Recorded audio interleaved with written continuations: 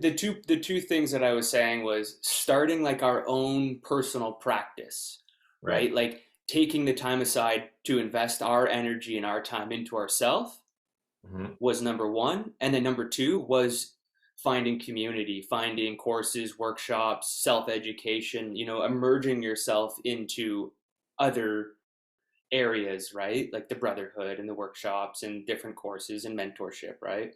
Right. So when I just want to get into this then. So you're talking about your own journey because you're a breathwork facilitator. You facilitate men's workshops online and in person. Mm-hmm. You're a part of a brotherhood, which I'm familiar with, which we can talk about as well. Yeah, I of think course. to certain extents. Yeah. So it sounds to me like you are totally living what you're preaching. You're totally living the most truest, authentic form of yourself that you can be. And the reason you started doing, the reason you're at the point now is because you saw the need to find yourself first. Mm-hmm. Is Mm-hmm. that accurate?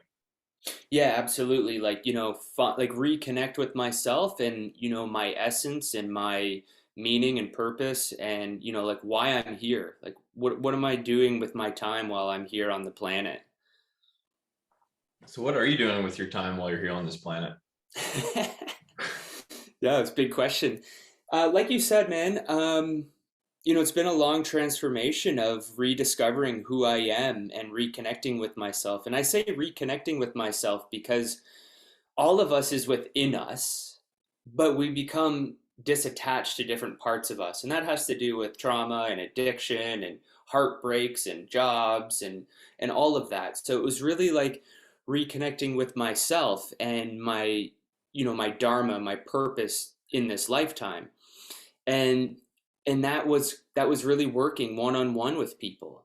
It started with just straight up coaching, one-on-one coaching, mental coaching. What is your desires? What are your goals? What's your dream? And it's really over the years, it's just kind of formulated into so much more with different avenues of things. So like you mentioned, I'm doing the breathwork facilitation. I'm doing men's work, men's kind of workshops, virtual and in person. Right now, I'm also enrolled into Dr. Gabor Mate's Compassionate Inquiry. So that's an approach of therapy that works towards trauma and addiction. So that's a year-long process that I'm in, which is really amazing because, like you said, like I'm really trying to embody what it is that I'm sharing and sharing this authentic lifestyle and investing in myself and my health, just same as you, right? Like we're doing the work on ourselves because that's meaningful to us. And when we do that, that's influencing and affecting the people around us. It's creating a positive ripple effect, right? So this compassion inquiry approach is about really going into our childhood wounding and trauma that we may or may not be aware of and understanding how that plays a role today. Why are we suffering with anger and rage management issues? Why do we have issues with communication with our partners? Why do we fly off the handle? Why is our nervous system totally shot? Well, a lot of it has to do with things that we weren't in control of. When you were a 5-year-old boy and you were dealing with, I don't know, let's just say addictions in the family, or let's talk about abuse, or let's talk about separation of parents, or being bullied at school. Like, I mean, the list goes on forever. Yeah. But those experiences that we were exposed to affect how we show up today, and the only way that we can heal what's going on today is to kind of create awareness of what we've been through, right? So that's like kind of this whole idea of the men's work and men investing time into themselves and into community, into making practices for themselves, into fitness communities to get their health back on track, is like we are working towards creating healthier masculinity to then just ripple effect into our realities and the people around us. Man, I got a couple ideas from what you said there. I want to circle back on nervous system regulation because that's a big one. Yeah. I was listening to this thing with Jordan Peterson recently. So and like this, I like to be blunt in this podcast too. So if you're ever like, no, I don't really want to share that, you don't have to, but just say that. Mhm. Do you like him? I I like parts of him and I dislike parts of him. So I would say yes, but I filter and I make my own opinion on the things that he is saying. Yeah, that's super fair because he is extreme, right? I think he's Mhm. extreme. He had Yeah. one recent a video I saw recently was, I don't know, someone else repurposed it, I think, but it's him speaking over this. It's like it's like a motivational video, I guess, type of thing. It's this guy training in a football field or whatever, and it's basically talking about like, you should like for men, it's like be and I'm going to paraphrase it because I just want to sort of get the this conversation rolling a bit. But he Yeah. talks about becoming a monster, like become a monster, become someone that people are intimidated of, like become the I don't know the best version of yourself. Always push harder physically and to those barrier or to those boundaries to really open yourself up. And it was really interesting that the term monster came up because when I hear the word monster, especially now, and I realize I have a little bit of a lisp. My Bree told me that I have a bit of a lisp, and I just heard that sharp S sound pierce through the mic. I have to edit those friggin' S's out. The term monster is not really conducive to healing in a lot of ways. If I told you that I'm working on becoming a fucking absolute monster and I'm doing this men's work, that term is a little scary to me to hear that people might be, getting advice like that. And again, I'm paraphrasing it. That might not even have been his intention with it, but it sounded a bit like that could be a little bit of a slippery slope. Hmm. What are your thoughts on that? Yeah, I mean, monster, we kind of all have our own vision of what that looks like or what that means. And I think it would be it's a very loose term that people could create a negative, perception of.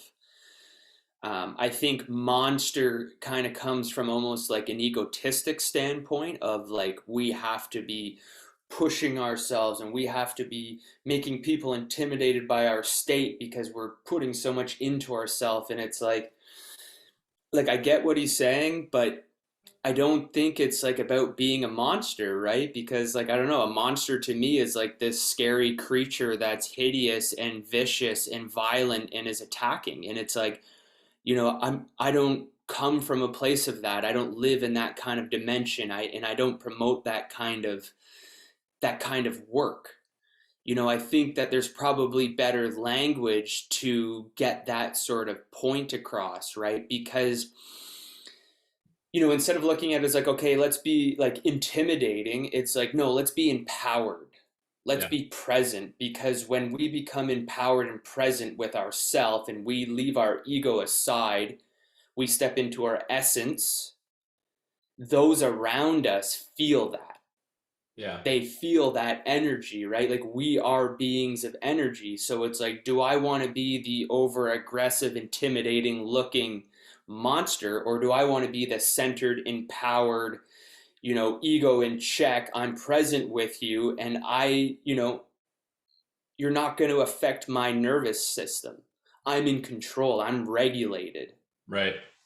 So regulated seems more term, grounded, centered. Man, you know what? You and I do a lot of this, some of the same work for sure, and we have some of the same practices. Hmm.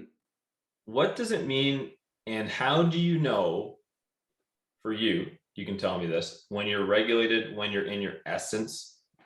Like how do you know?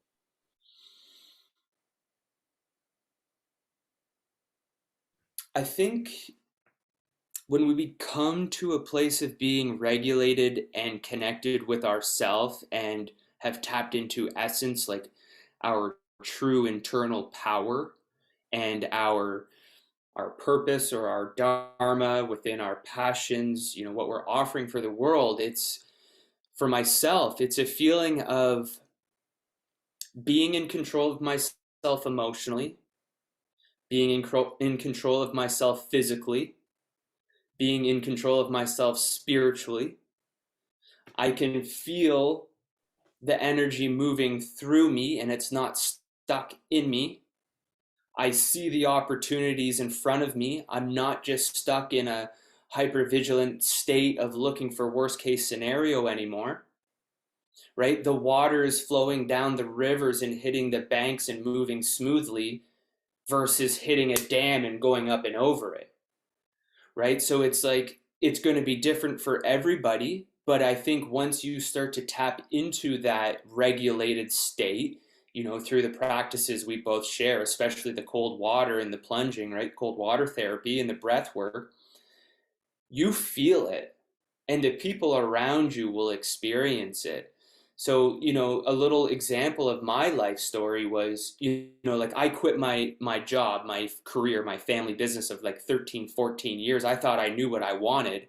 And then I realized that was so far from what I wanted and what I needed that my nervous system was just shot, man. I was consuming so much like cannabis, alcohol, smoking cigarettes, just escaping my reality. My nervous system was not controlled or regulated at all. So Mm. when I quit that and I took my life back into my own hands and I started to implement these kind of practices and routines and you can label it whatever way you want, spiritual practices. But when I really started doing the breath work to regulate the nervous system, it was like 3 or 4 months, I would say 3 months into doing breath work regularly every morning, that my partner Jillian was like, I can't believe the difference in what I feel from Mm. you energetically, like your presence and your calmness and your connectedness. And I was like, really? I don't notice anything. You know what I mean? I'm like, Yeah. okay, that's cool. Nice to hear that. But where I really had a like really nice example of feeling calm and regulated and more in control of the nervous system is when I would drive into Toronto. Mm. I've spent years driving into Toronto through the traffic all the time. I used to love it, and now I really dislike it. And it used to be a little triggering for me. It was just like I could feel the nervous system starting to react. Someone cuts you off, or you're trying to find the exit, and the traffic's crazy. When do I need to merge? Where am I getting downtown? And after starting the breath work and having this practice, I was like, I had to go into the city a few times and I was like way more calm, way more connected and controlled. And I was like, oh, I feel a difference. I'm feeling this level of regulation within me now in this like outside world example. Mm. That's So to full circle, like what you said, I think it varies for everybody, and it comes down to when you become present with yourself and you start listening to yourself and you start working on these things, you're going to feel it. It's going to be a feeling of your presence and your interconnectedness. right. And I think the cool thing about breath work is, at least from my experience with working with people and myself, is even if you don't have a very, I guess everyone has the potential to be very connected. And that's really what we're all after, is become more self-aware and more connected and more somatic, or whatever words you want to use. Yeah. Again, sometimes I feel like the terminology can sort of get caught up in itself, but feeling yourself or being in tune with yourself, if you're having a difficult time with that, or if it feels a little bit like what the fuck are they talking about, even the practice of doing the thing can sometimes be enough, right? Like just by practicing doing a breath practice can be what it is you're achieving, what it is you're after, right? It doesn't need to be like, I'm going to do this breath work and then be attached to like, I hope I feel like enlightened, or I hope I feel way different, or I hope I feel like I have my purpose. For me, because I've worked with a lot of people with breath work too, more on the performance side, but it's pretty much like it's linked together, right? We're talking about nervous system regulation or nervous system stimulation in some regard, regardless when we're talking about breathing, because of how the autonomic nervous system is correlated with breathing. But I find it, how many times have you been asked this question? How do I'm meditating and I can't keep my head clear, so I'm not doing it right. Like I've heard that countless times, and it's like, well, no, I don't think you'll ever get to a point where you just have your head completely clear for several minutes at a time.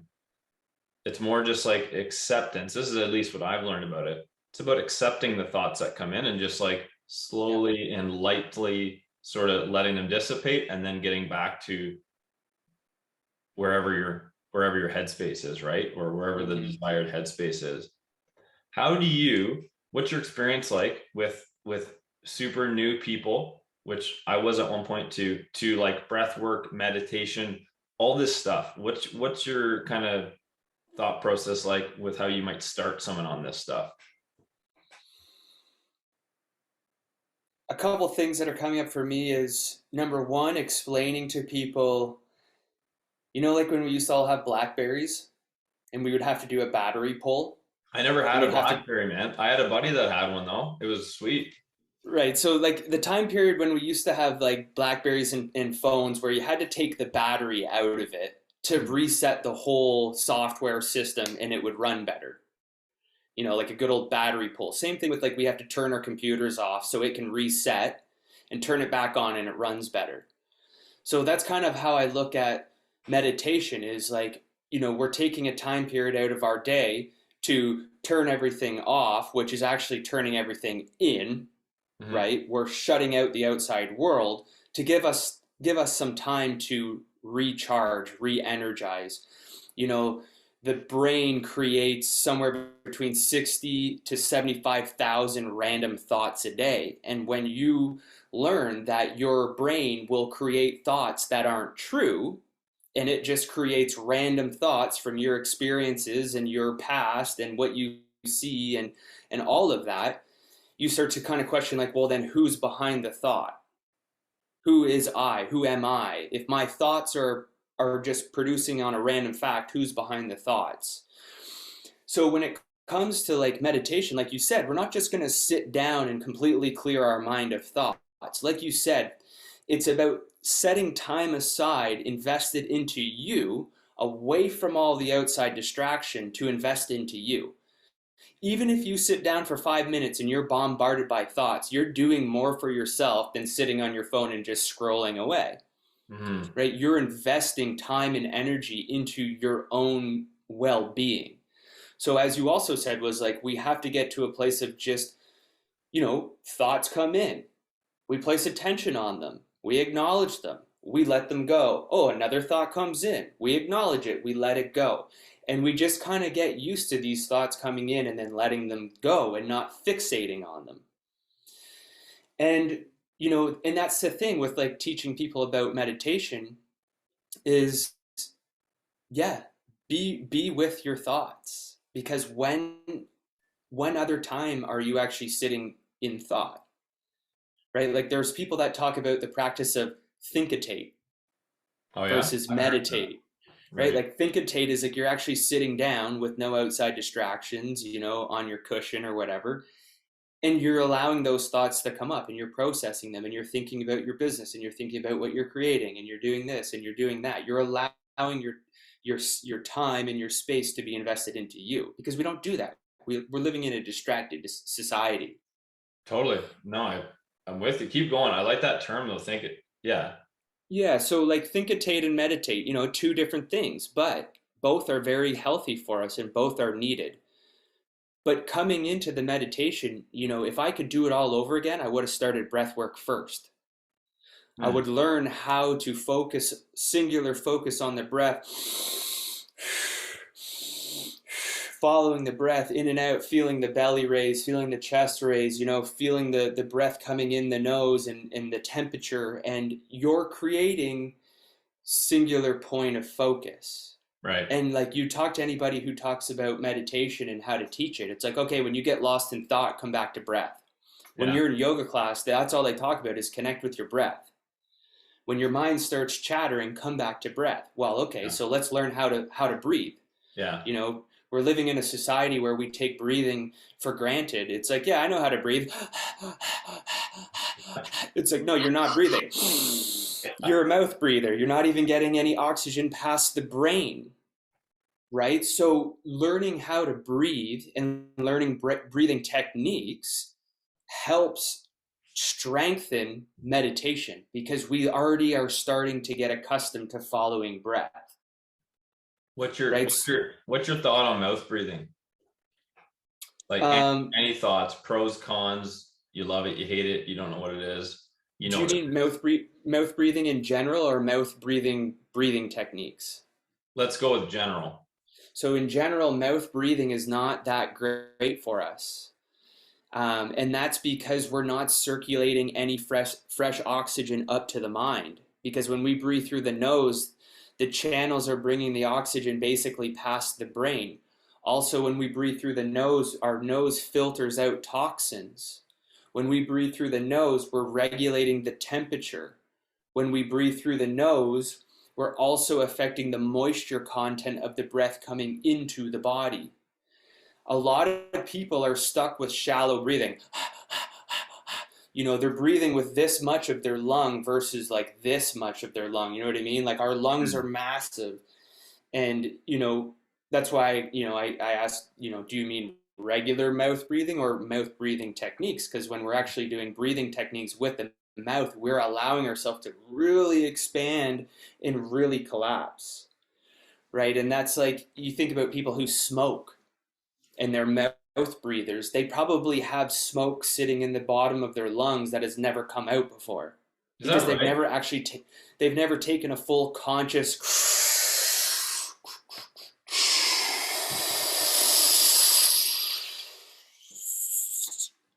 you know what I mean? Yeah, dude. Is that accurate? Like I'm a non-smoker, but is that true that if you have been smoking and if you've never actually done that, you might have some smoke in the bottom of your lungs? Or is I that can't say that it's like a statistic or a fact, but it's like it's something that resonates with me and makes sense because we're just so accustomed of taking shallow breaths. So smoke totally? will just kind of sink. So it's important, I think, like, yeah, to learn how to breathe consciously, just step number one. Because like even with the fitness and competing, it's like if you're not breathing, you're not performing. Yeah. It's anything that I've learned about breathing is so my breath knowledge, we'll call it, started with yoga, but I did yoga for a long time and sort of kept it at just like a fun thing where I get to meditate and that was sort of it. I didn't really explore beyond that and that's okay, but it started to open my mind started to get stretched when I took a course called the Art of Breath. Have you heard of that? No. It sounds awesome, right? You're like, dude, that's Yeah. right up your alley. Yeah. um, and it's essentially these two guys, Brian Mckenzie and Rob Wilson. Have you heard of them? No, I haven't. So they're again they're very breath focused, but and performance based breathing. And now Brian McKenzie's got to the point where he actually for probably quite some time he's associated with this foundation. I think it's called, I forget the acronym, but it's essentially talking about how breathing can. There's tons of studying going into breathing and how it affects. The more recent ones I saw were how like youth and anxiety, like but actual studies, right? I mean, you and I Yeah. both know breathing can help regulate your system, but Right. it's really cool that he's kind of as long along with this association or foundation, they've been really friggin' starting to do more testing on it, which is neat. Yeah. So through this Art of Breath course, it was more performance based. So the way I like to teach breathing is usually in a performance setting. But like I said, and like you agree, it doesn't matter whether you're breathing for performance or breathing for life. Breathing Yeah. is for performance. You're trying to perform better, be more optimal, whether you're doing a sport or you're sitting in your house alone. So there's three kind of ways, and I'm curious to see, you can just jump in like as we go here too if you want, but the three kind of buckets that breathing affects within us are your state, your physiology, and then your mechanics. And while breathing affects those three things also affect your breathing. So it's this really kind of intricate circle or well, I don't know, they're just both connected and they both affect each other. So it's this Mm-hmm. interesting little thing. Would you add anything to that if you were thinking about, yeah. Man, I would say breath is life. You know what I mean? Like breath is our fuel for our existence. And think about it this way. We can fast for like 40 days without food. Hmm. We can go something like 3 days without water, and we can go minutes without breathing, Yeah. Yeah, I do think about that. right? So it's like our breath and our quality of breathing and our technique of breathing is our quality of life. Because think about it in like a physical performance point of view, you know, and I'll relate it to like to fighting and like competing and boxing and whatnot because I came from that kind of background was like you are taught to like to recontrol your breath in between the rounds, like sit down and breathe, like become collected, become regulated, get back control of the breath so that you can control your motor skills, Right. right? Now think about the idea of being told to take deep breaths when you're emotionally upset and you're crying. You get back into a breathing rhythm and you calm down, right? So it's like those three areas, those three buckets, like that is life. Like training the breath is training your life.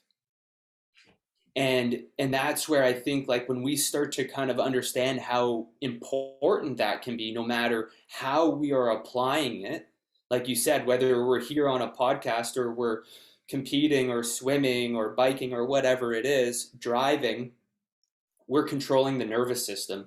And like just to kind of touch on this for anybody that listens to it and is maybe not clear on the nervous system is like we have two states. We have the calm and grounded state and we have the fight or flight state. And when we're in the fight or flight state, our heart rate is pounding, our breath is heavy, we're alert, we're on edge, we're ready to protect ourselves, we're in a vigilant state. When we're calm and collected, our heartbeat is like regulated and calm and steady. Our energy is controlled and grounded. We're clear, right? So it's the breath is allowing us to move from each of those states. So if we're in a competition and we're super exerted and we're losing our breath, we sit down and we breathe heavily to reconnect, to re-energize, to have control. When we're emotionally upset and we're fighting with our partner, or we get cut off in traffic and we take these 3 or 5 or 10 deep breaths, we are regulating the nervous system. We are calming down. We are moving from one state back into the other, right? So I think that's like a really important part of, well, what is breath work actually doing for me? Like, what do you mean by regulating? Like, where am I going from what to what? Yeah, totally. Right, Yeah. and it applies to everything, right? It's everything, and looping it back to the meditation is, when you start to learn how to concentrate and have singular focus on breath when meditating, it's a lot easier to come back to breath. Oh, I'm getting bombarded with thoughts, come back to breath. Okay, I'm present. Breath brings us into presence. Many people are lacking presence. They're so scattered and distracted and, flipping phones. Like I have two phones right here. You know Yeah. what I mean? And I'm Yeah. on the computer and there's cars going by and my dogs are barking. And it's like we live in a distracted society. We are not present. Breathing brings presence. Yeah. Presence is power.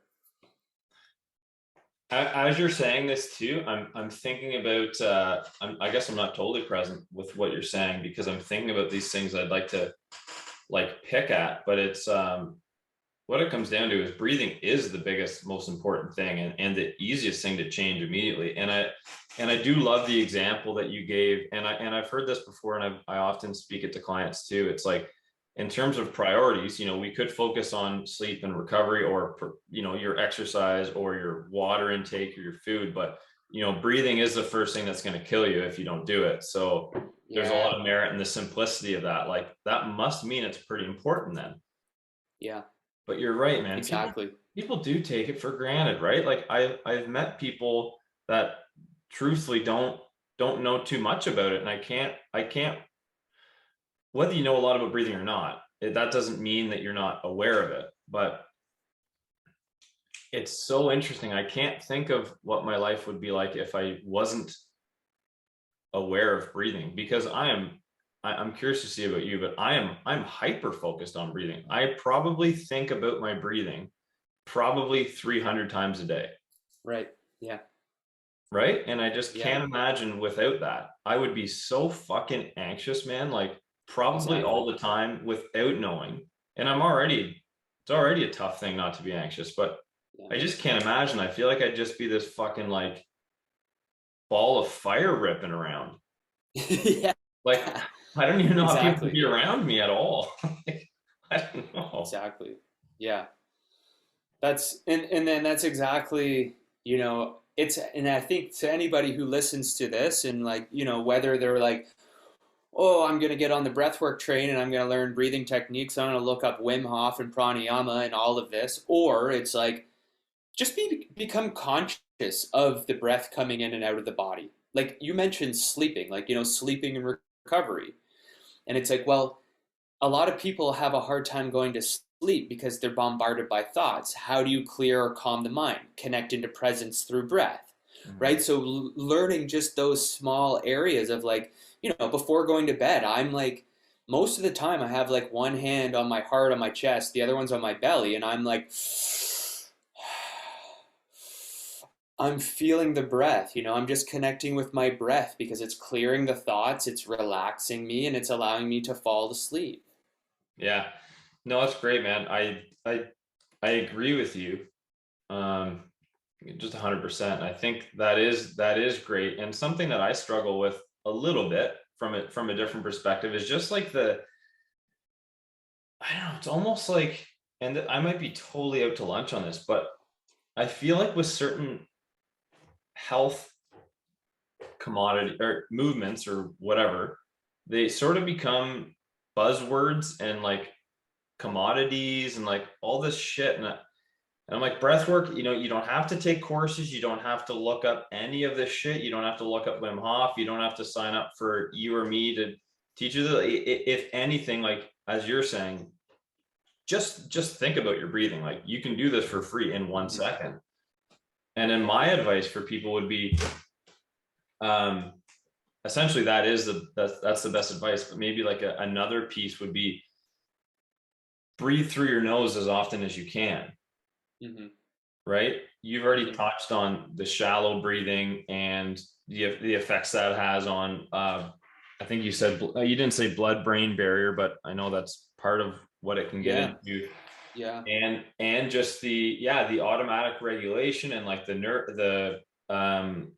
nervous system fibers that are located in your low lungs that help regulate parasympathetic, or they're Yeah. more parasympathetic dominant. That's what I was going to say. So just the fact that you're taking deeper breaths will help you relax. The fact that you're taking in a fuller breath will help things expand. You'll slow your exhale down, which will help you slow your heart rate down.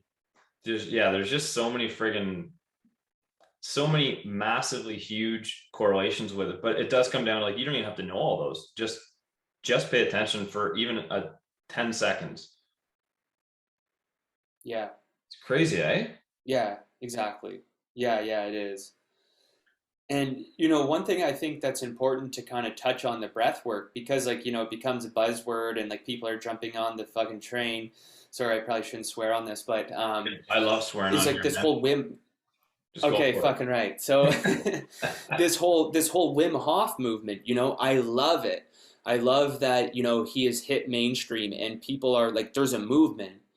But Mhm. it's important to realize like Wim Hof didn't create this. This comes from, yogic background from, however many centuries ago, like breathing pranayama techniques have been around for. Wim Hof is just doing one strong style of breath work. And what I think is really important to share with people is that you have to counter that heavy breath work with a gentle, soft practice. You know Hmm. what I mean? Because they're stimulating us in different ways. And if we just constantly do heavy, heavy Wim Hof style, we're not we're being highly stimulated. And Mhm. people get addicted to that stimulated state. So they're constantly trying to chase that tingly feeling, that lightheaded feeling. You know what I mean? Whereas there are just as many benefits and rewards to softer nasal breathing and, softer, just like counting your breaths in and out, and that they need to counter each other because, with every cause there's an effect, right? So Yeah. it's because it's becoming so popular. I think it's just important that people realize that you're you're doing some crazy shit to your body. Like, you start doing heavy breath work consistently, you are making some big changes and moving a lot of energy. And it's important to, somewhat have an understanding of what's happening. You know what I mean? Like, this energy is coming from the root, from the perineum gland, from our root chakra. It's coming up the spine, and it's either being directed out the crown or it's coming to the third eye. And like Wim Hof talks about, squeeze your belly, squeeze your ribs, squeeze your head. Like, he's talking about bandhas. He's talking about locks. Is it Hmm. locks, like when you lock your throat and you suck your stomach into, like, you see yogis with their hollow stomach, and the Mhm. perineum gland, which is like, your gooch, is constricted.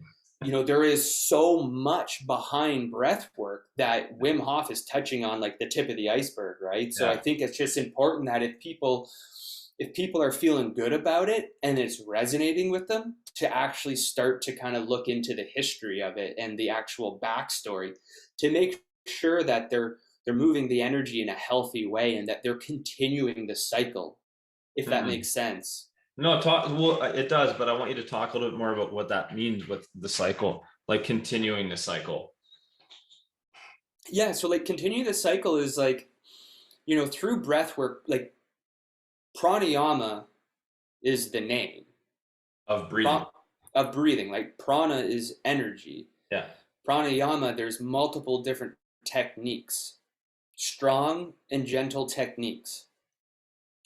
And, I'm not an expert in pranayama. Pranayama is like it's like, it's a huge field of knowledge and wisdom, ancient, right? At Ancient, 10,000 ancient, years approximately, right? right? So it's like, I've learned breath work, which is some of the techniques of pranayama. So, but in a nutshell, I'm not claiming to be an expert, but pranayama is about moving energy in the body, moving stagnant energy. Same thing with like Tai Chi and Qigong, right? You're moving energy in and out of the body. So, like breath work, when we're doing these strong inhale, exhale, we are moving energy. But if we're not really conscious of, like, that's what we're doing and where is the energy going, you know what I mean? Like, when we start getting into more of the pranayama of it, it's like, where are we moving the energy? Where is it coming from and where is it going? And like I said, it's kind of like Kundalini yoga. Kundalini yoga talks about moving the energy. It's taking Mm. the energy from our base chakra and bringing it up the spine to the crown or to the third eye, right? We're moving the energy. Even David Data, I don't know if you've studied any of his work, The Way of the Superior Man, Yeah, it's by my bed right now. right? So he talks a lot about, sexuality and us being men, and about how we're circulating energy in our body while we're making love to our partners, right? Like, it's a practice of moving energy. So I think that's, in a nutshell, it's important for people to understand that, like, yeah, breath work is controlling the nervous system, but we're moving energy. There's a lot going on in the body. You're getting tingly for a reason. It's not just because you're about to pass out. It's like you're actually moving things.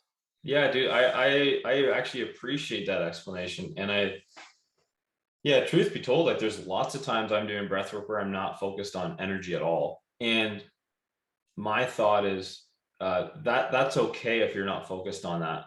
But what you are saying is if you want to take a step further, there's 1,000 more steps you can take, and it opens up into this gargantuan thing that probably is impossible to be an expert in. Is it?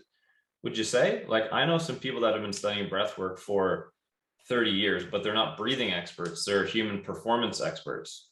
Mm-hmm. And breathing is a huge component of it. Yeah. I really like what you said about your kind of explanation on how Wim Hof sort of fits into it. And I do completely agree. Like I actually really like Wim Hof, and Hmm. it sounds like you do too. Yeah, yeah, And yes, breathe, like for someone to, it's important to not assume that because someone, is more popular because of breathing techniques doesn't mean they created anything at all. yeah.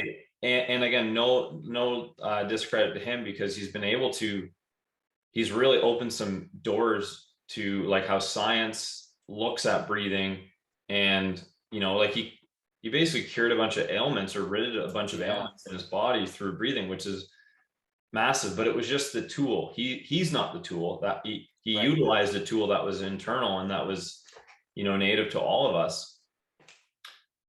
No, I think you said that really well. I just these buzzwords, especially someone like in the field like you and I are, it gets a little like, man, just keep it fucking simple. Like we can all just breathe. Here's some really simple. Here's one step you can do, which you named.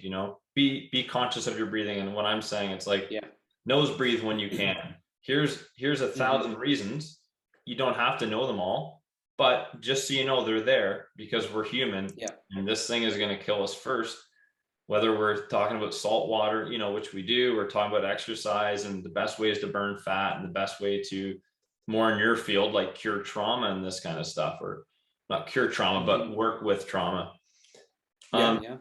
dude, I'm a big fan of Gabor Mate as well. I've never taken any courses, but what are some of the key takeaways you've learned so far? This is a year course, you said. Yeah, yeah. Oh, there's so much involved, but Give me your top 80.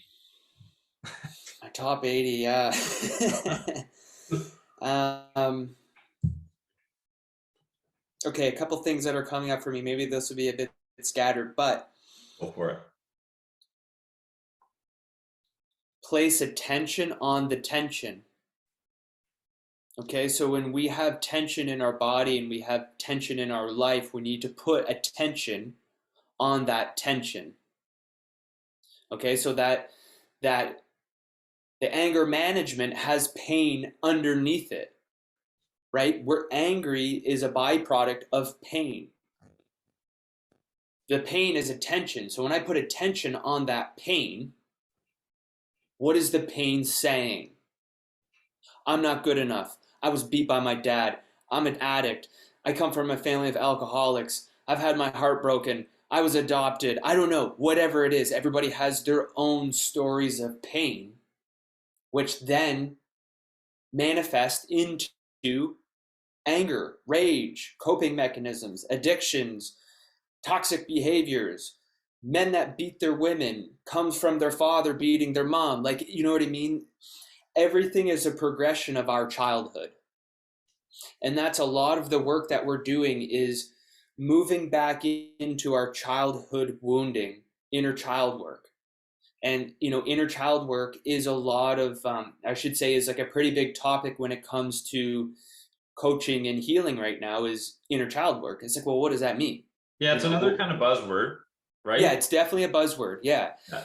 And inner child work is like getting in touch with our experiences when we were young boys or young girls, but we'll talk about boys. When we were a young boy, how far back can we remember when we didn't feel validated? All right. So if I'm a man today in my reality looking for outside validation from, for me, it was like physical performance. I had to compete. I had to be the fastest. I had to be the strongest. I needed that outside validation to make myself feel good. Well, when was the first time that I was looking for outside validation? Well, I remember, when I was a young boy and I wasn't being heard or my emotions weren't being validated, I stormed around and pulled a fit because I didn't feel like I was being held or heard or validated with my emotions. Oh, okay. So then I create awareness that I was first subject to this type of circumstance or environment or situation when it wasn't in my control. It was when I was a young boy and it was the environment that I was with. It was with my parents and how they were brought up. Or it goes further back to when we were in our mother's womb and we were reflecting their nervous system. So it's like the first I think it's like the first 5 to 7 years is like the most transformational time period for a child. And their nervous system is a reflection of their parents' nervous system. It hasn't developed to be on its own or its own regulation yet. So it regulates off the mom. It regulates off our mother when we're in her womb. So, just as like a far out example, and this isn't my own example, but say if my mom was abused while she was pregnant with me and she was depressed and had anxiety and didn't feel safe in the world, well, her feeling that is affecting me Mhm. because I'm a part of her. Even when I am born and I'm my own physical body and I'm around my parents, I'm resonating off of their resonance. So if my parents are dealing with their own shit like we all deal with as young parents. We do the best that we can do, and we're not all perfect, and we do have stuff that we're working through. But our nervous system is like an energy source that is being projected to our child. They're absorbing it. So a lot of the work with Dr. Gabor Mate is about helping people, like, think of it upside down triangle is how I visualize it. It's like on the surface today we have all of these protective mechanisms and addictions, the ways that we're showing up, maybe we're not proud of, maybe we are. They all source and root from the beginning. When did that first experience of trauma come into my life? A lot of people have disconnected with that. A lot of people can't remember those things. Some people, when you ask them, like, how far back in your childhood can you remember? They say, I can't remember. And he says there's two reasons. One, they either had a very uneventful childhood, or number two, they were exposed to so much trauma that their mind pumped out so much cortisol that they can't remember it, but they're still being affected by it. Right. So a lot of the healing process of our inner child and our addictions and our behaviors all stem from when we were young children. Hmm. So it's really tapping back into those experiences, and it's tapping back into the feelings, like the somatic experience of the body, like getting out of the stories in the mind and coming back into the feelings of the body, of like tightness and anger and sadness, and what was created at the bottom of that upside down triangle reflects out today on the top.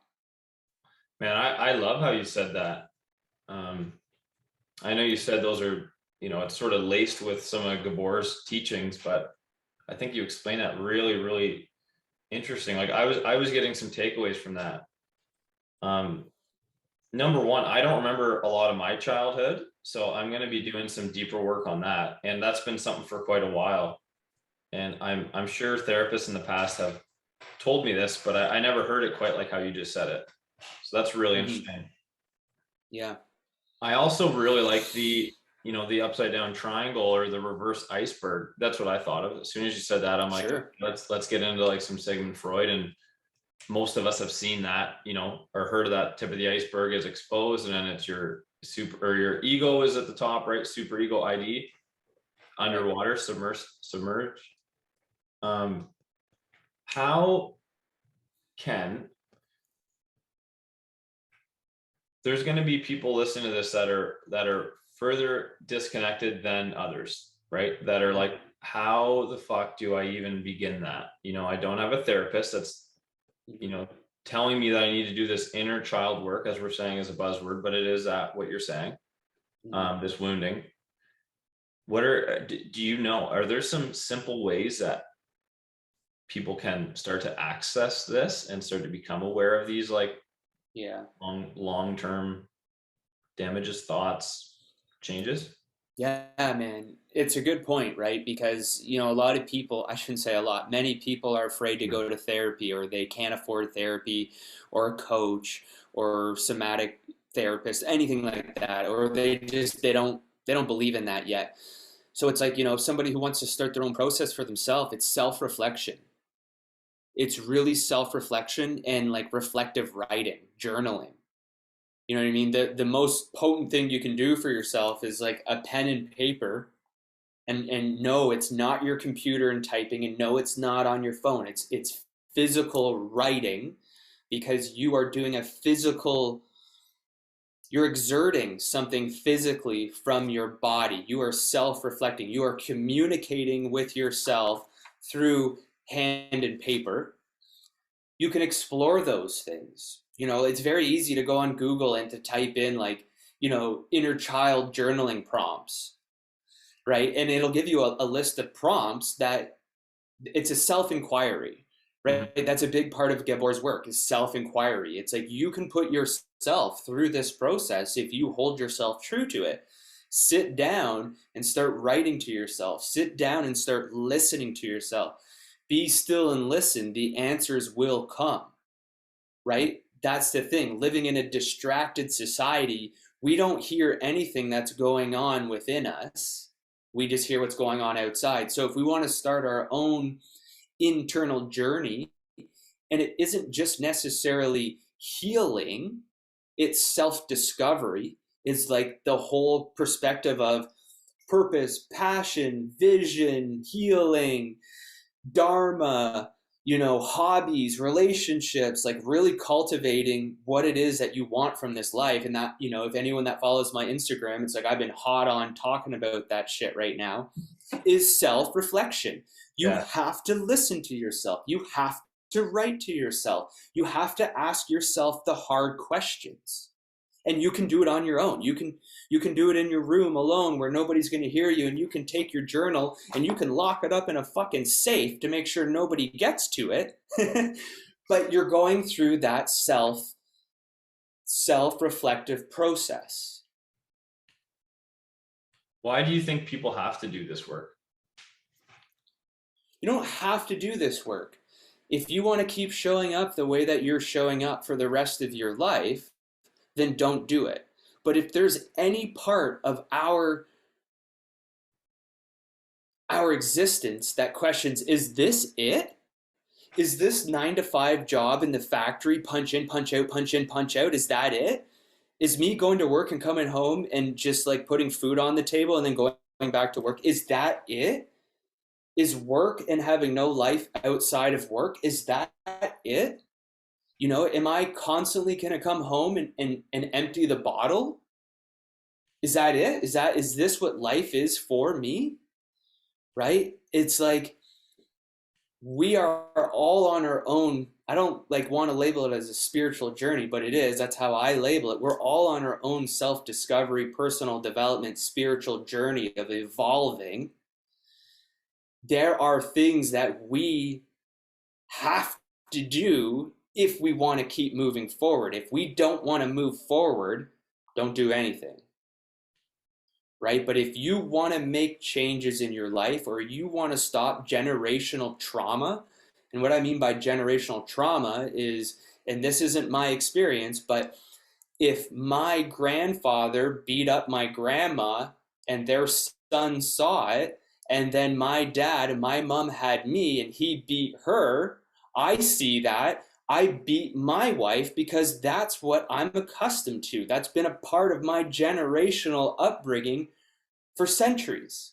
Now, that's not my example. I'm just using that as a pretty widespread, obvious example. If you want to stop that, you have to make changes. Well, what are the changes? Well, you have to invest in yourself.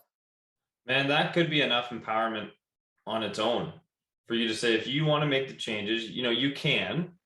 Here's an example that you gave that's Yeah. unfortunately pretty common, Yeah. right? Like I'm getting goosebumps hearing that. I didn't have that type of upbringing, fortunately, but I know a lot of people did. Yeah. And that's really there's a lot of empowerment, and there's a lot of power in that, saying like, this stuff has been going on for quite some time, you know, this issue, and like, and you actually can be the end of it. Like, you can take Yeah. control of that. You don't have to think, well, it's just really hard and, you know, it's likely going to keep happening. Like, Right. that's huge, don't you Yeah. think? Yeah, absolutely. You know, and it's the generational trauma, and it's also the the stigma behind being a man and what we thought the world expected of us. Like, have the nice house, have the nice car, have the nice watch, have the hot wife, have the kids, and have the fucking $1 million business. Yeah. That used to be the standard, and now that standard is fucking crumbling, man. It's like people are getting that. They're climbing this ladder, they get to the top, and they go, what now? Yeah, this sucks. This sucks. Yeah.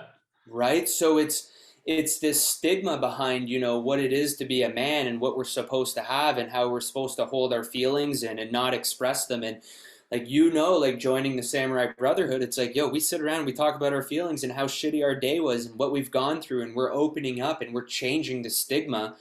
We're coming back into community, right? Like, we are sharing our lives with each other because we've gone through generation on generation of wartime babies who wouldn't talk about anything. Yeah.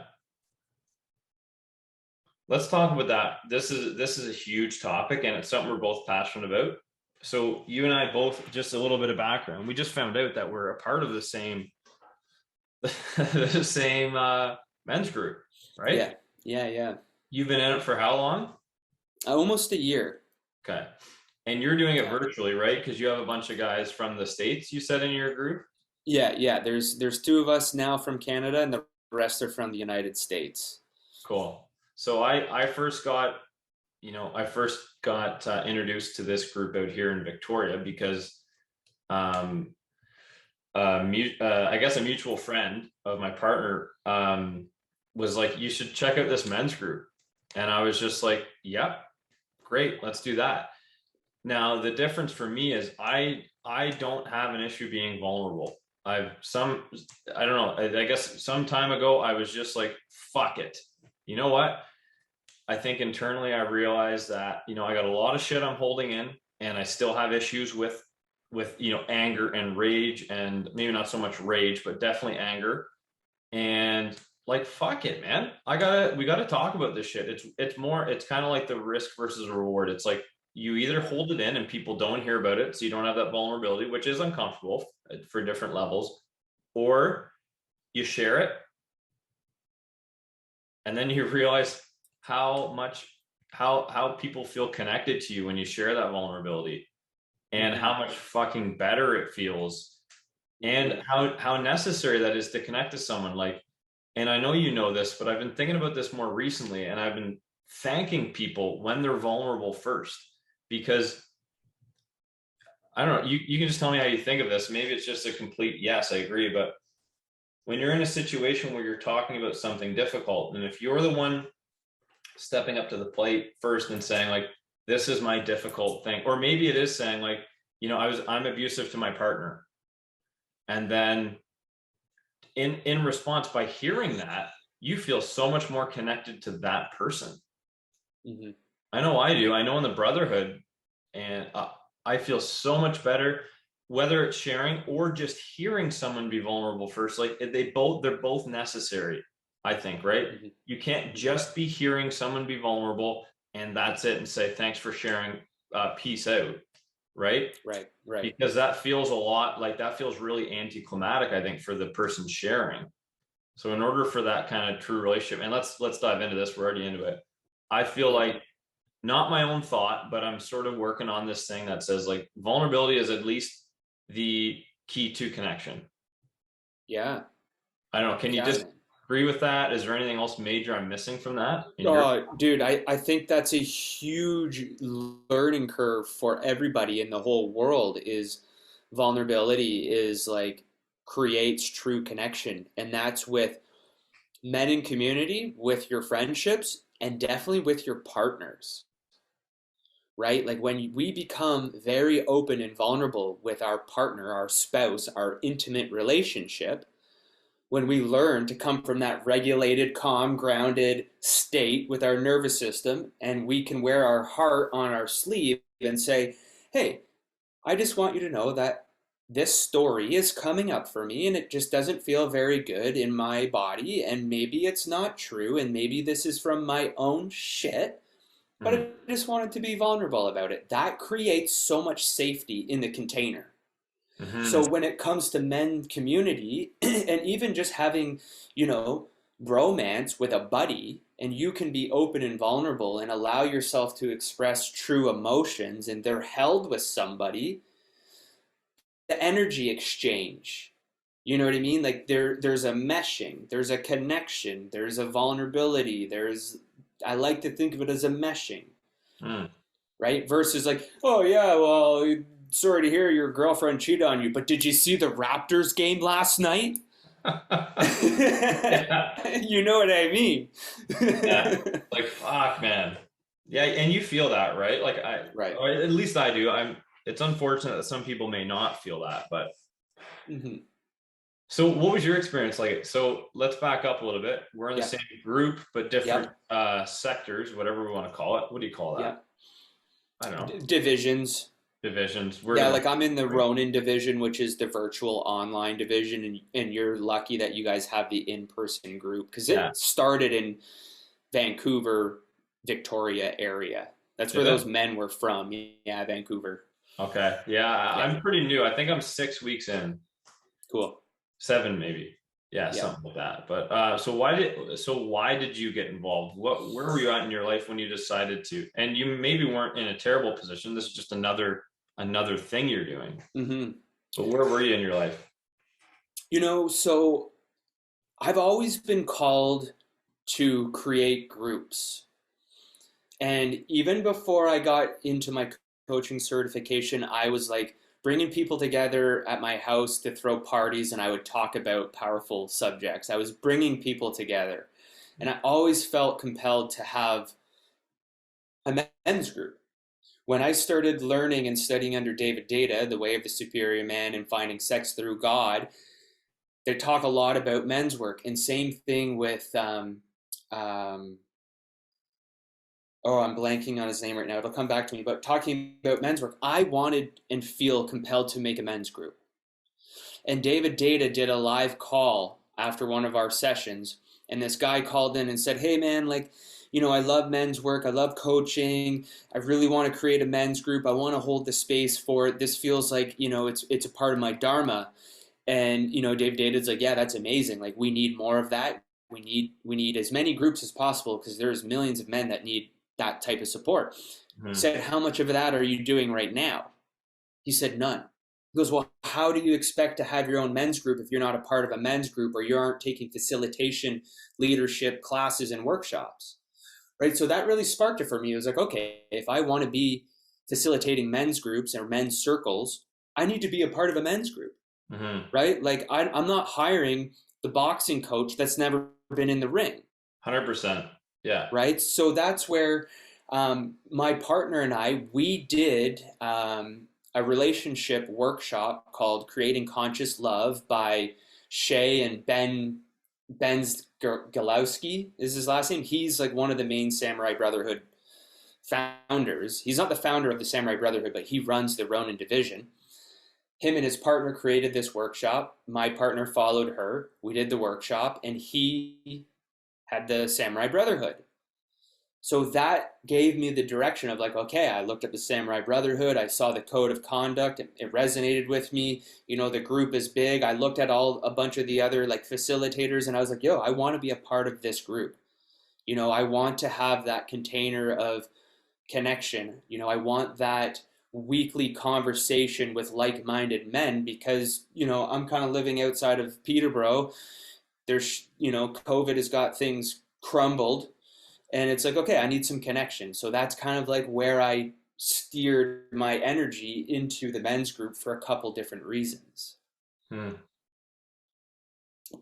Yeah, that's great to hear. And I so support that opinion of hiring someone because they've done it.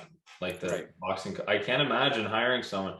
And I think I get a little bit chirpy online. Like I'm a bit of a friggin' social scrapper. Like I like to sort of say shit. Like I like Yeah. to like my thing is I think I can't totally take it yet, but I'm truthfully wanting to be people's coaches and not their friend, right?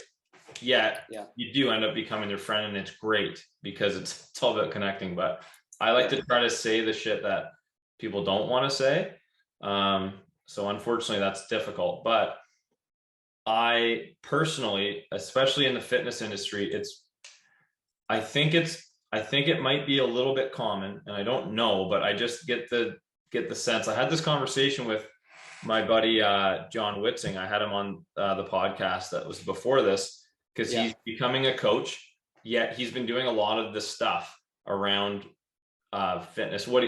He's been doing a lot of the stuff that he will be coaching for a long time, but he wasn't a coach. And I feel like the issue, I think it's an issue, and it's sort of a complex issue, but people that are stepping into a coach role, I think maybe feel, or some of them at least, maybe feel inclined to, make themselves seem like an expert.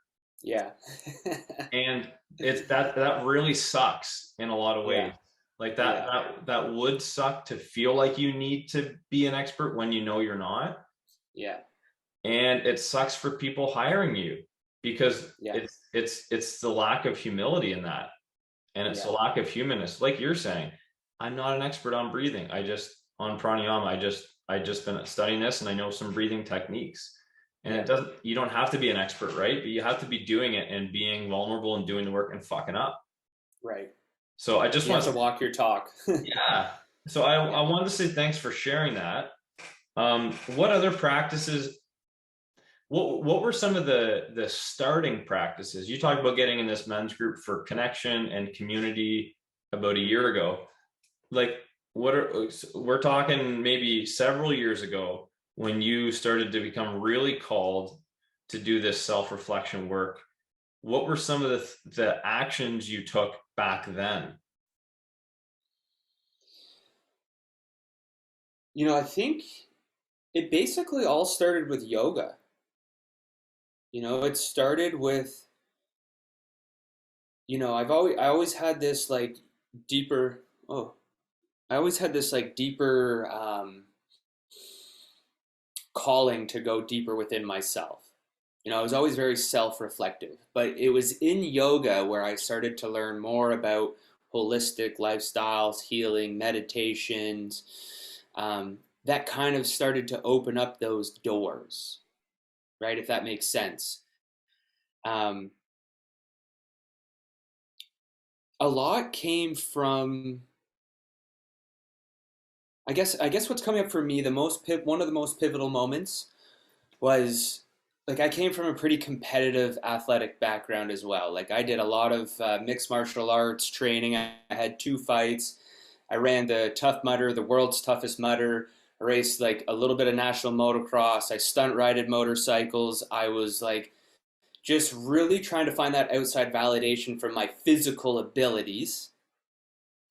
And then I landed myself into a major injury at the World Toughest Mudder in New Jersey. It's like the 24-hour race. And I Mm-hmm. totally like destroyed my shoulder. And it was in that time when it was like, okay, well, who am I if I'm not competing and I'm not able to get validation from the outside world because of my physical abilities? Like who am I? And that's really where the heavy process started within darkness. Like within my own darkness, I found my path to light. And that path was realizing like, well, why do I need outside validation? What is it that I'm trying to, cover up? What am I trying to escape? Who am I without the sports? Who am I without the body? If I don't have a body anymore, who am I? What is my voice? What is my message? What is my calling? What is my dharma? Right? So that, you know, after that injury, in that time period of recovery, which was roughly 10 years ago now, I fell into addictions, into some harder drugs. I fell into major toxic behaviors. I basically said, fuck it, like fuck all this shit, and kind of realized like, yo, like I have something to share here. I have a deeper meaning to my existence. I have a message and a voice that I want to put out there. And, that's kind of where I knew that I needed to bring in my yoga. I needed to keep meditating. I needed to keep journaling. And I needed to keep believing in myself and the universe. Like I really had to open my channels to the universe and to the belief that the universe has my back. And, synchronicity starts to come in. When we start listening to ourselves and investing into ourselves, it's the doors start to appear, the teachers start to present themselves, the Right. courses start coming up online, right? And it's just like bang, bang, bang. And the next thing you know, it's like 10 years later, and you're sitting here talking to Joshtrainsme about what was the story. Yeah. You know what I mean? But it was all the spiritual practice. It was all self-reflection. And, it was being in relationships with people that reflected that to me and threw shit in my face. And, I honor all the relationships that I've been in, intimate and not intimate. Everybody has something to teach us something. And it's just like, is your ego gonna stop you from absorbing the lesson, or are you gonna leave the ego aside, take it to heart, reflect on it, and get stronger? Yeah.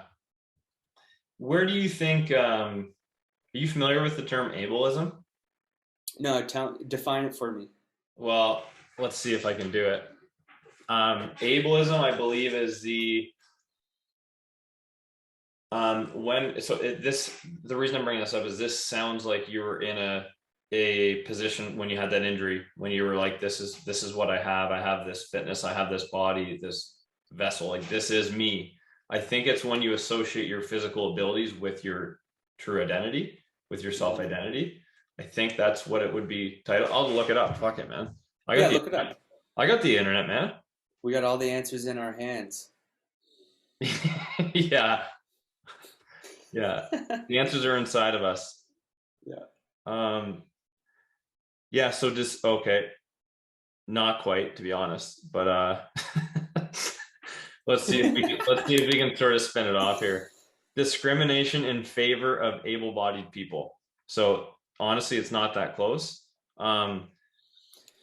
I brought this up because in therapy one time, I'm involved in fitness and looking a certain way with an extent and performing a certain way and feeling a certain way and being able to do certain things. And it came up where she and again, I think I got the term a little janky there, but pretty much what it sounds like what you're saying is you had to disconnect your being from, the stuff that you could do with your body.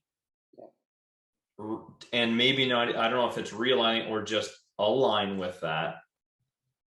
And then all these things started to coaching, certs, thoughts, feelings, energy. Yeah. We're on this podcast. Yeah, exactly. Yeah. Because that identity, that physical identity of that outside validation was cutting me off from stepping into my true essence, because it was a coping mechanism.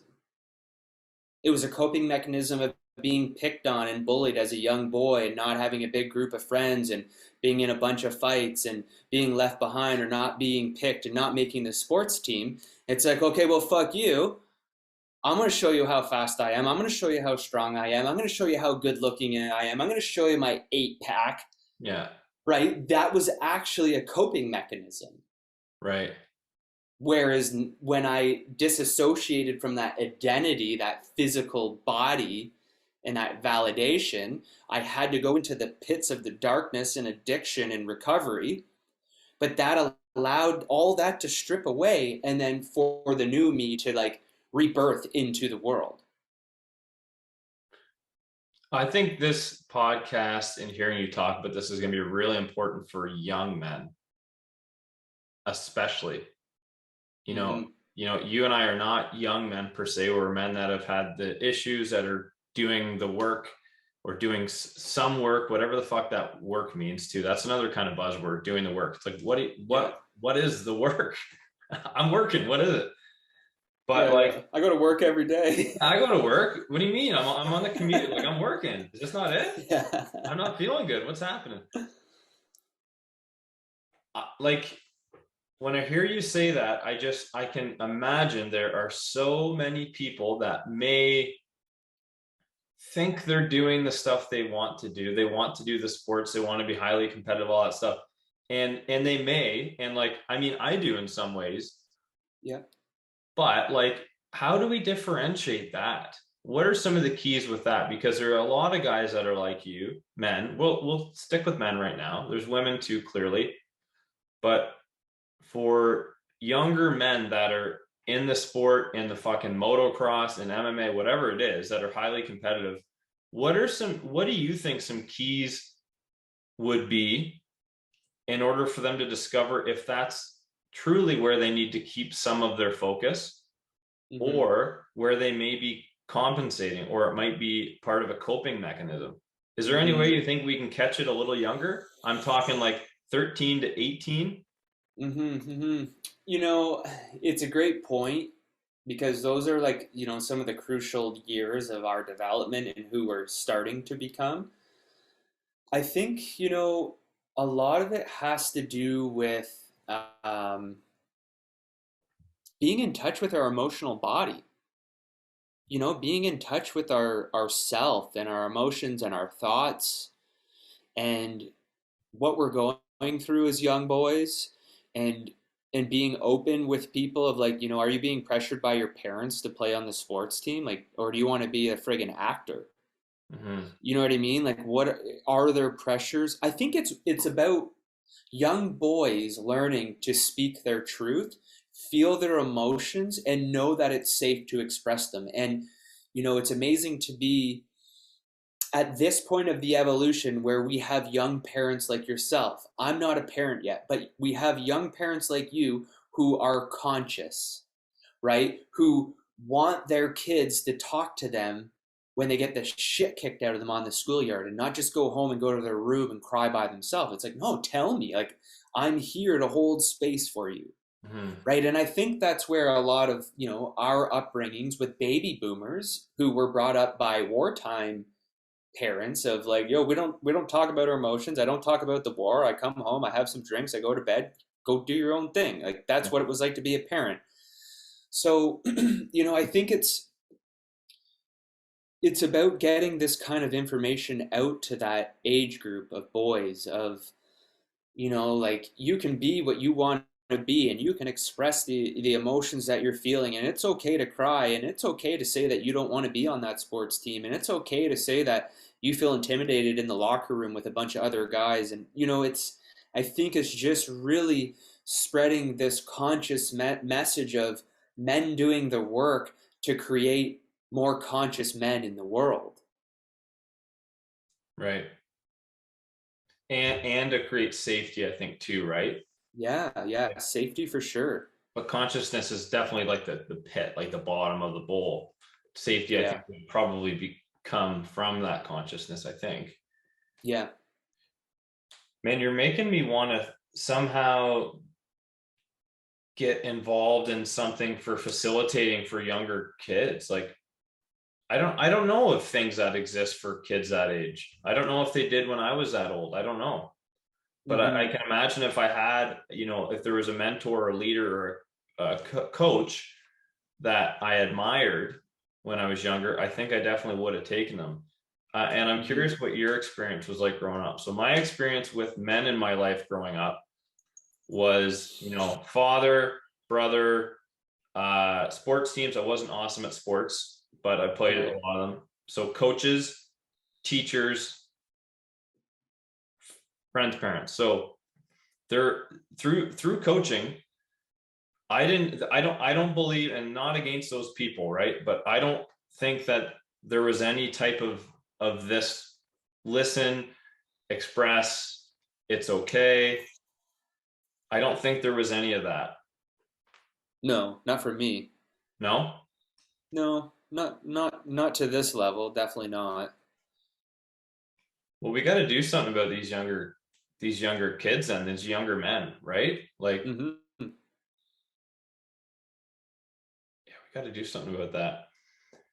Yeah, like I've always been compelled to do like public speaking for schools, and maybe it's like that 13 to 18-year-old range of boys of like teaching them about being a conscious man at that age, being a conscious boy. And you know because that's when we go through a lot of trauma when we're in school and we're a part of sports teams, and we get in fights at schools and we get shoved around in the lockers or we get made fun of, and it's like I don't think like when it comes to motivational speakers or inspirational speakers or like people that would come into schools and talk about it, it's like we're at a different level of consciousness and awareness now than what they were at our time, right? Mhm. So I think there needs to be a lot more of these conversations geared towards that age group of boys to help them create awareness on emotions and not treating girls like shit, and Yeah. don't just like learn how to have sex by watching porn. There's just so much shit going on right now because of all our phones and the influencing that they can get from social media and this perfect world and blah blah blah blah, that like we need new criteria. Yeah, dude, that's fucking killer. And I agree. I really, you're a good speaker. I think you would be good at that. Mm, thank you. Part of what you're giving me ideas about is, I remember being in high school and there was the odd, intense sort of presentation where you get called to the gym and it would be against like, or it'd be like Mothers Against Drunk Driving, Right, yeah. right? That's the example that comes to my head. I don't know how often they were, but something like that. I remember it being like, clearly it's an issue. Like clearly drunk driving is an issue. I'm not an advocate of drunk driving, but I do remember it there just being a temporary impact. And I can only talk, from myself, but those types of things didn't last. They weren't eternal, right? Right. So I kind of think for something like this to be effective, yes, we need new criteria. And I love what you're saying, but I think the frequency needs to be there too. I think we need to be okay with like making the mistakes, but then knowing that there's going to be follow up and like some accountability on that stuff, right? So I don't know. It seems like a lot of work, but those are some of the elements I think would be really important with that as well. Like Yeah, the like imagine creating a men's circle for kids in high school. be fucking killer, man. And I think that's all it takes is it's a leader that they can relate to, Hmm. right? It's not having people come in and teach this shit who are the CEO of some big ass organization wearing a suit on stage with white hair. It's young men who have like gone through darkness and had addictions and busted bones and had the shit kicked out of them and are now here spreading awareness of like, yo, I've been there. I know what it's like. And that's not necessarily the way that I would choose to do it again. And how would I not do it again? Well, I would work on these things. I would feel these things. I would communicate these things. Yeah. And part of what's coming up too is assume when we started sort of talking about this, I got this feeling of like we need to fucking do something. But I know there's so many kids that would say, "Dude, fuck off! I don't need you." Right? Yeah. Like for Oh yeah. sure. Yeah. So at least to like check myself, it's not about fixing people, right? It's about just being there, and maybe it's about like some purpose work or being like, let's all create our own visions, right? Yeah. Let's all create. What kind of people do you want to be? Like that's it. Maybe you do want to be a fucking, maybe you do want to use like drugs, and maybe you want to fucking party for like till you're like 30 or 40. Maybe right now that's what you think might work, and like, all right, like it probably won't, but let's talk about it a bit and like talk it out Right. versus the scare tactics, right? Yeah, like you're gonna go to jail if you take drugs. Yeah, like that's what I mean by the new criteria thing. Like you're so on the money. Like that's what we heard. So like Oh smoking yeah. dope is a gateway drug. It's like, yeah, maybe, but probably not. Yeah. Fuck, man. Yeah, if you smoke weed, just tell me. You're good. You're probably fine. Yeah. Yeah. What? Tell me a bit about your. I love cold therapy, cold fucking immersion, cold water, ice baths, ice cube things, step in freezers. Let's just get into it. You do it too. What's Hmm. your practice like? What's your personal practice like with cold water? Yeah, so I'm fortunate to live along the river, the Otonabee River here. Um, and that's kind of how it all started was last year when we moved here, we started going into the river, before it got cold.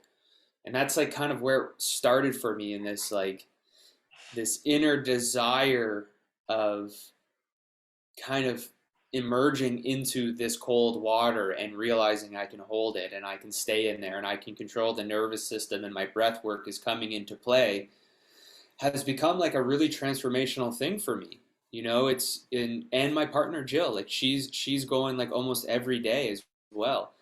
And you know, it's kind of like this deeper connection with myself for many different reasons, you know, like what it's doing for my mind and what it's doing for my body and what's doing for my like my well-being as a whole, you know, because going into doing cold water therapy, if the intention is there, there's a lot more going on with the experience than just physical, right? Because I like to look at it as like coming back to the nervous system. Thinking about going into a frozen river, our body and our mind is like, no, that's not safe. I shouldn't do that. When you're in the cold, it's saying, get out, get out, get out. But when you objectively think about it, it's like, no, you are in control. You're not going to die. You can keep yourself regulated. You're really starting to like recondition the way that your brain and your body is firing and wiring together, right? Because you're in that fight or flight state, but moving back into the grounded and calm collective being, right? So when you are doing that, that reflects into our regular life outside of cold therapy, right? We're becoming more grounded and connected in hectic situations. Same thing with the breath work. Like breath work and cold therapy, they go hand in hand, right? Like the firefighters, I have a buddy who's a firefighter, and he was saying that when it comes to frozen lakes and water, they teach the firefighters that if you fall into the water, into the ice, if you can't catch your breath and create a regulated breathing pattern within like the first 20 or 25 seconds, you're done. You're drowning. You're sinking. You're gonna seize up and you're not gonna move. Right. And that's like an experience that I see with a lot of the people that have been coming out with this is like when they first go into the water, they're not breathing. It's taking their breath away. Right. So when you force yourself and you consciously, here we go, we're talking about the breath again. When you consciously start to breathe in that situation, you are reprogramming the nervous system, you're reprogramming the brain, you're reprogramming the blood vessels. Everything is being reprogrammed by going through that experience. Dude, cold water is like one of the most uncomfortable things for people to admit to do, eh? Yeah. Like I have people, this guy, fucking John, I'm mentioning again, took him years. He was an extreme athlete, like extreme shit, jumping out of fucking planes, jumping off this, running through that. And like cold water was something he would not do for years. I know so many other people that just choose to think I'm nuts for doing cold water. And I have a lot, like you do, I have a lot of, or at least I have some people in my core that we do it so regularly that it's not even close to a big deal. Yeah. Right? Do you think cold water is one, we'll call it a place to help train this or reprogram as you used? Yeah. Are there some other, and we'll get back to this cold water if you want to talk about it more, but are there some other areas or positions we can put ourselves in that where similar kind of reprogramming happens? Mm-hmm. Oh man. Yeah. Breath work, meditation, yoga, journaling, you know, self-reflection, all of those things are doing a similar reprogram, reconditioning on their own level. Right? It's just the cold water is just like a very physical in your face, like holy shit experience. Mm-hmm. But each one of those like self practices is doing a similar thing, right? Because again, each one of these areas of focus or these techniques are a commitment and investment into yourself. You know, it takes you dedicating a little bit of time for yourself, for your well-being, to improve your life, your programming, your conditioning, your energy, your trauma, your everything, your relationships, your families, whatever you want to look at it, your career. You are investing into yourself, and that is like one of the biggest, you know, things that I love to promote as coach, mentor, speaker, however you want to label it, is like, yo, how do you expect to change things in your life if you're doing the same thing every day? Right? How do you expect to make big changes within yourself if you're not investing into yourself? Right. If you're How do not you investing. invest into yourself? It's all of those little factors and those techniques, which all take time, dedication, energy, and investment. Self reflection is investment, self practice is investment, And intention, right? Intention on intention. choosing that Yes, and then following through with it. exactly. And, you know, a big, and something I'm learning right now is one of the steps, the key crucial steps. And if anyone that hears this and wants to start working towards that, one of the first things that we need to learn how to do is concentrate. We actually need to learn the art and the skill of concentration, because we actually have to sit down and concentrate on putting our time into meditation, or we have to sit down and concentrate on doing our breath work, or we have to concentrate for 10 minutes to write in our journal. People have lost the art and ability to concentrate because we live in such a distracted world. Dude, great point. I don't hear a lot about concentration. I hear a lot Mm-hmm. about, I hear it in terms of lack of focus, which Mm-hmm. could be lack of concentration or lack of the ability to Yes. concentrate. Yeah. Like concentration and focus are very related. They do have different definitions. I couldn't define them both separately right now, but both of them are about like taking your attention on one thing for X amount of time without it being interrupted by something else. Hmm. And because of our phones and our social media and our scrolling and our hyperactivity of this distracted world, it's like we have lost the art of focusing and concentration. And to do self practice and to do breath work and to set the time aside to go do these things for yourself, you have to be dedicated, disciplined, and have focus and concentration. I'm going to bring up a book in case you disagree with it, because then I can learn something new. There's a, there it is. Have you heard of this book before? No, I'll write So it down. yeah, write her down. Rules for focused success in a distracted world. So I'm just going to give you the gist that he talks about in that book. He talks about, in order to get deep work. So again, I don't totally know how you'd know when you're in deep work or not. Like, you know, it's an individual basis. What are you drinking, by the way? Some type of tea, eh? I'm drinking some coffee, Are you? fortunately. Yeah, yeah, Really, eh? I'm yeah, surprised. That's all right. yeah. You're not a bad person. Uh, so he talks about this, talks about being in one task long enough so that you can reach this deep work or whatever, better ability to focus, improve concentration, whatever. Yeah. And then he talks about, I think that the sooner you sort of switch tasks, there's a longer sort of this residual bleed of like lack of concentration where you'll think about the previous task more. Mm, And so number one, is there anything you majorly disagree with on that? no. No? Okay. I didn't think so, but I wanted to open it up just in case you've been taught something different, because Mhm. it's interesting to think of this. And in a world where we're so distracted, and like PS for people that are listening, I am insanely distracted right now. I have a really hard time focusing because I work from a computer and I'm on my phone. I'm doing all this social media shit. So Yeah. it's certainly possible. Like I could change things around, but like I'm just saying, I am admittedly having a hard time getting into deep work, right?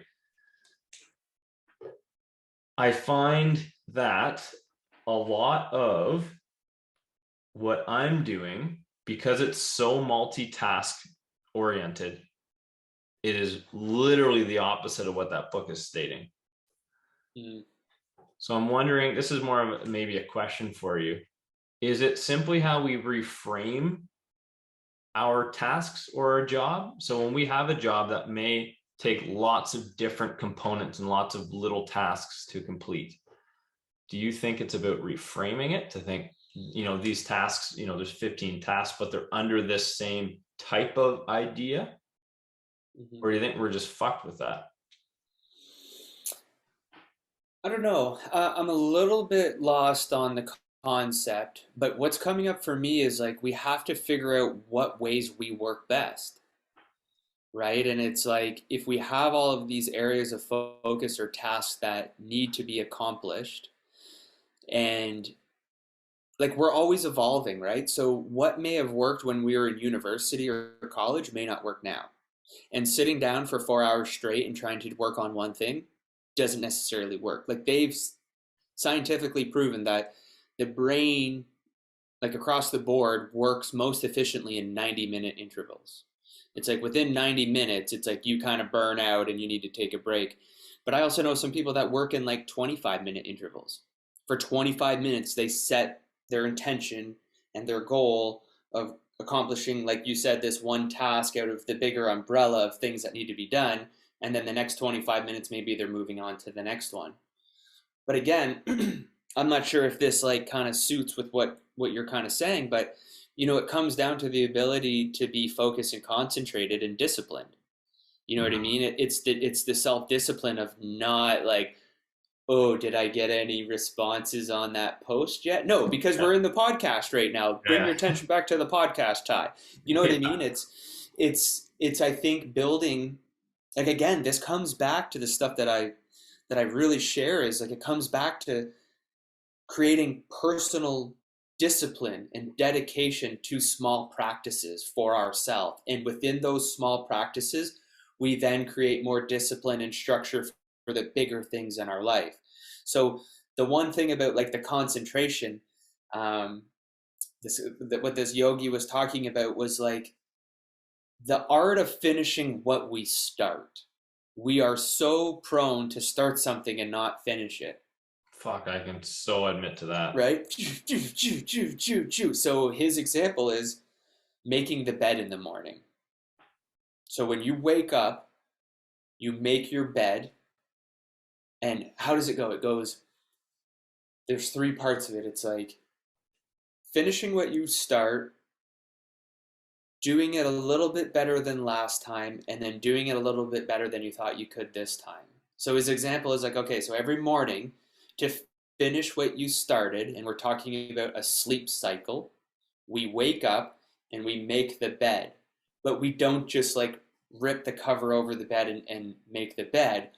We actually make it like the friggin' hotel would, like you smoothing it out, fluff up the pillows. Maybe you pull back one corner. Maybe the next day you like fold back the duvet a little bit, right? Make it all nice and perfect. And then continue with your day, because you're finishing what you started. You're dedicating time to the process, right?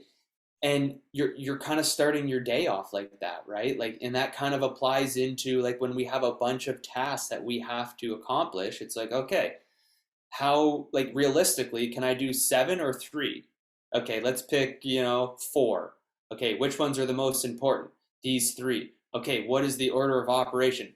One, two, three, four. Okay, boom, do them, finish them. Sense of completion, sense of accomplishment, right? You're building momentum. Man, I'm gonna get you to reread those three because I think that's key. Like I'm gonna write this down. I think I could do some work on this, and I think other people could too. Yeah, So so again, you remember what they were? yeah, so it was like finishing what you start and like working towards concentration is like um do it better than yesterday, and then do it a little bit better than you thought you could achieve today. And like his example, and he's a yogi kind of guru guy. He's called it's hard to say his name, but it's like Danapoli. He's got three white lines on his forehead, like Hmm. painted lines. But he talks about this process of finishing what we start, and you know doing it better than yesterday, and then achieving a little bit more than we thought we were capable of. Like just kind of pushing yourself a little bit, or changing the variation. And, the other thing that kind of brings up for me is like when he talks about one morning you fold back the duvet like this, and the next morning you do the corner, and then the next morning you change the pillow orientation or whatever, you're circulating new energy, right? And that's what they talk a lot about. Like when it comes to making big change in our life, you need to start circulating new energy. And what that can look like is if you're driving to work every day, choose a different route. Go a Mhm. different way to work and a different way home than you did the last 10 years, because you're circulating new energy. And when you circulate new energy, you are creating a different flow. You're changing things within the body and the way that you're thinking and the way that you perceive things, right? Because we live in this society of just doing the same thing on repeat. Yeah. And certainty is important, but an element, or for some people more or less uncertainty, is still important, right? Some spontaneity. So even as simple Yeah, as, yeah, changing up the route in which you're driving to work, if possible, is an easy, really simple way to simple. totally change it up. That's great, man. I really like that. I like that kind of recent 3 line fellas mantra. That's great. Yeah. Yeah, I don't know if I have, just looking here in my desk drawer just really quickly. I have too many books to find it where I wrote it down, but yeah, I'll send you a YouTube link of some of his talks. He's Yeah. really interesting. Because he's just the way that he's teaching things and is like more directed towards where we are in society Hmm. compared to some of the teachings from 30 years ago. It was a different life. Yeah. You know what I mean? Like things have changed so much in the last couple of years that we need to really start changing the way that we think about them. Well, and then arguably again in the last 2 years. So I Exactly. totally, yeah, it needs to be a little current. Some of the stuff still lasts. We're talking about 10,000-year-old breath practices, but then we're also talking about, there's ways society is different. Yeah. Tyler, final thoughts before we wrap up here? Yeah, final final thoughts is, we're talking about these practices and these different techniques, breath work, cold plunging, inner child work, physical fitness is and I'm talking men because that's kind of who we're working with, but is to really make a conscious choice to invest into themselves, right? Like invest into their well-being, invest into their mental state, invest into their physical fitness.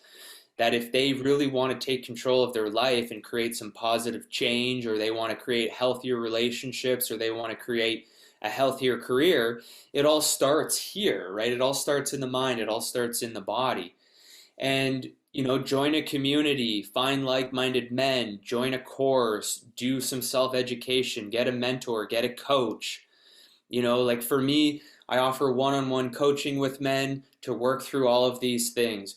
I've got a group workshop program coming up called Create Your Power Practice. It's 4 weeks of creating a structure of all of these techniques to Hmm. help men reconnect with their internal power, right? So it's like whether it's me or whether it's you or whether it's somebody else, it's like men need to realize that the help is out there, the mentorship is out there, the guidance is out there, the lone wolf mentality isn't serving anybody or the people around them, and that they need to like emerge into community and they need to emerge into investing into their self. You Yeah. can invest into real estate and crypto and stocks and other people's businesses, but your mind is the driving force behind your decisions. So it makes more sense to invest into yourself first Yeah. and then see how things start to unfold, right? So, yeah, I just wanted to kind of put that out there just for myself and what it is that I offer men. And that can be all accessed off my personal website of theartfulman.com, Ty Wagmar, across social media platforms. And just if anyone has any questions, they can shoot me a direct message. The Yeah. help is there, the ear is there, people are willing to hold space, the Samurai Brotherhood. I encourage any men to kind of look into that thing. And Yeah. same as with you, like what you're offering. Like, what are you're doing something very similar for men right now and creating space for them and for them to reach out to you too. Yeah. I want to, one more thing about yours is, they can access you. Is it strictly online, or is it in person, or is it both?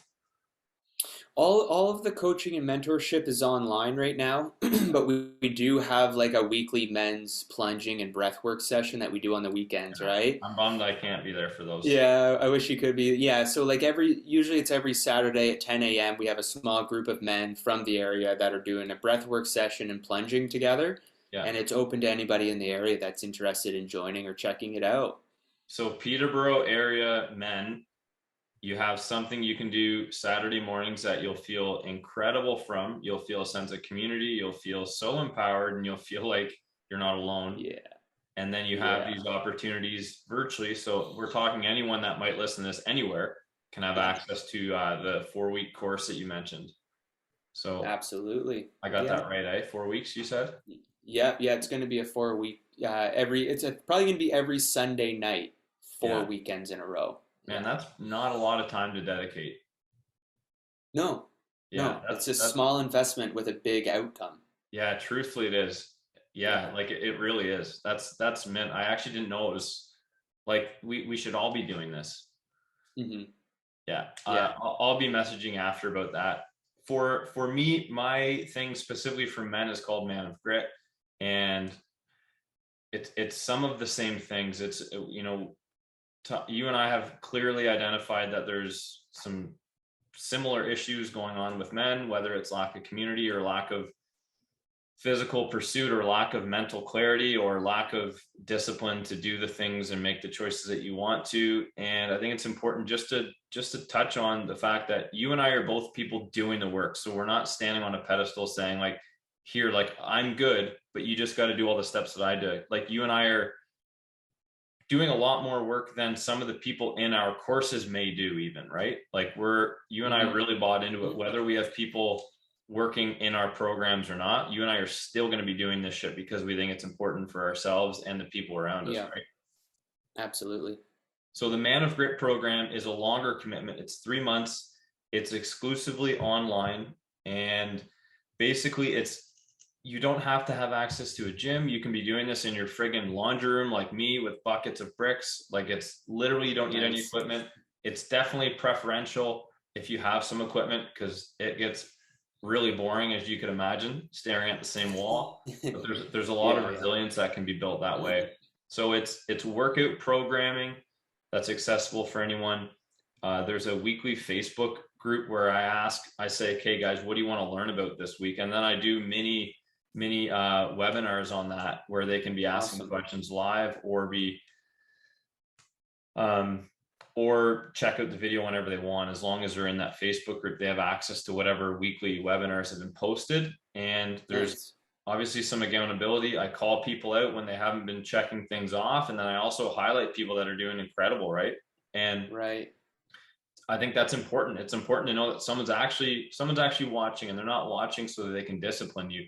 They're watching you so that they can remind you of the goal that you set out to do, and that failure is important and it will likely happen. But just it's okay. Be comfortable with failure, right? Right. Yeah, yeah. So yeah, There's a man. lot to learn. Oh yeah, dude. Yeah, A lot I to learn agree. in our failures. Totally, man. Yeah, and I'm working through a lot of that stuff myself right now. So I think our conversation was really eye-opening for me personally, and I think there's going to be a part two to this. So again, man, Sure. I appreciate your time today, Ty. Yeah, me too, man. My pleasure. It was wonderful talking and connecting because you're out on the island now, so it was Yeah, awesome. yeah, dude, cool, man. Yeah.